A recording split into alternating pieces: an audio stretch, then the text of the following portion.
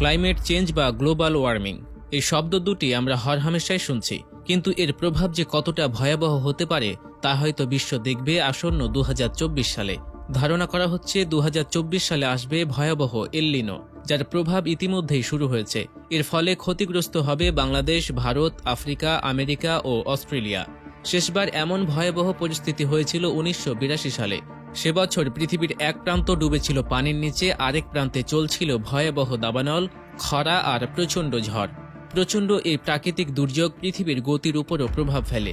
সে বছর দিনের দৈর্ঘ্য বেড়ে গিয়েছিল 0.02 মিলিসেকেন্ড। সর্বপ্রথম এল নিনো আবিষ্কার করেন পেরুর এক জেলে। তিনি লক্ষ্য করেন সমুদ্রের এক নির্দিষ্ট অংশের পানি একসময় গরম থেকে ঠান্ডা, আবার ঠান্ডা থেকে গরম হচ্ছে। তখন তিনি এর নাম দেন এল নিনো। এল নিনো একটি স্প্যানিশ শব্দ, যার অর্থ হচ্ছে ছোট ছেলে। এর কিছুদিন পর পেরুর লোকজন খেয়াল করলেন যে এল নিনোর ফলে শুধু সমুদ্রের তাপমাত্রা বাড়ছে না, বরং এর ফলে হচ্ছে অসময়ে প্রচণ্ড বৃষ্টি। তারা ভেবেছিল এমনটা শুধু তাদের দেশেই হচ্ছে, কিন্তু তাদের বিন্দুমাত্র ধারণা ছিল না যে প্রায় 15,000 কিলোমিটার দূরে ভারত, বাংলাদেশ, ইন্দোনেশিয়া আর অস্ট্রেলিয়ায় চলছিল এর বিপরীত ঘটনা, অর্থাৎ তীব্র খরা। ভারতীয় উপমহাদেশের ইতিহাস ঘাটলে দেখা যায় 1895 থেকে 1896 সালে এই অঞ্চলে দেখা দিয়েছিল ভয়াবহ খরা, যার ফলে মৃত্যু হয়েছিল প্রায় 50 লক্ষ লোকের। তবে সে সময় বিজ্ঞানীরা এল নিনো শুধুমাত্র থিওরিটিক্যালি জেনেছিলেন, কিন্তু দৃশ্যপট পাল্টে যায় 1882 সালে, যখন একসাথে 5টি মহাদেশের আবহাওয়ার উপর পড়ে ব্যাপক প্রভাব। এরপরেও পৃথিবীতে আরও বেশ কয়েকবার এল নিনোর প্রভাব পড়েছে। তবে 2024 সালে আসছে এল নিনোর এক ভয়াবহ রূপ। এর আগে চলুন জেনে নিই এল নিনো কি বা এল নিনো কিভাবে প্রভাব ফেলে। এল নিনো হলো একটি জলবায়ু প্যাটার্ন, যা মধ্য ও পূর্ব নিরক্ষীয় প্রশান্ত মহাসাগরে ঘটে। এল নিনোর ফলে এই অঞ্চলে সমুদ্রপৃষ্ঠের তাপমাত্রা অস্বাভাবিকভাবে বাড়তে থাকে, যা সাধারণ বায়ুমণ্ডলীয় প্রক্রিয়াকে ব্যর্থ করে।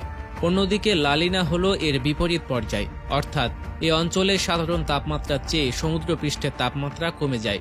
লা নিনার প্রভাবও এল নিনোর মতনই, অর্থাৎ এক প্রান্তে খরা আর অন্য প্রান্তে অতিবৃষ্টি। গত কয়েক মাস ধরে গবেষকরা বুঝতে পেরেছিলেন যে প্রশান্ত মহাসাগরে আবারও আবির্ভাব ঘটেছে এল নিনোর, আর তা ধীরে ধীরে আরও তীব্র হচ্ছে। এমনও হতে পারে যে সামনের শীতে আমাদের ফ্যান ছেড়ে ঘুমানো লাগবে। আর 2024-এ এল নিনো একা আসছে না, সাথে আসছে লা নিনা। বিজ্ঞানীরা ধারণা করছেন 2024 সাল হবে পৃথিবীর ইতিহাসে সবচাইতে উষ্ণতম বছর। ভূপৃষ্ঠ উত্তপ্ত হয়ে যাবে, দেখা দেবে অনাবৃষ্টি আর খরা, আর কিছু কিছু অঞ্চলে দেখা দেবে প্রচণ্ড বৃষ্টি, পাহাড়ি ঢল আর বন্যা। তবে বাংলাদেশ বা দক্ষিণ এশিয়ার অবস্থা কি হবে? বাংলাদেশ, ভারত সহ দক্ষিণ এশিয়ার দেশগুলোতে চলবে তীব্র দাবদাহ। গ্রীষ্মকালে তাপমাত্রা পৌঁছাবে অসহনীয় পর্যায়ে। এল নিনো যে শুধু প্রাকৃতিকভাবে ক্ষতি করবে তা নয়, এর প্রভাব পড়বে বিশ্বের অর্থনীতির ওপরও।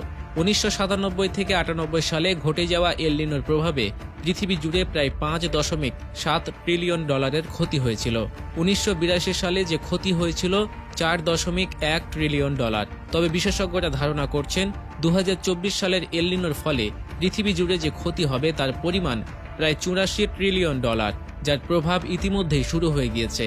2023 সালে এই এল নিনোর ফলে 4টি ঘূর্ণিঝড় দেখেছে ভারত ও বাংলাদেশের মানুষ। 2024 সালে কি হতে পারে তা হয়তো ধারণা করাও সম্ভব নয়।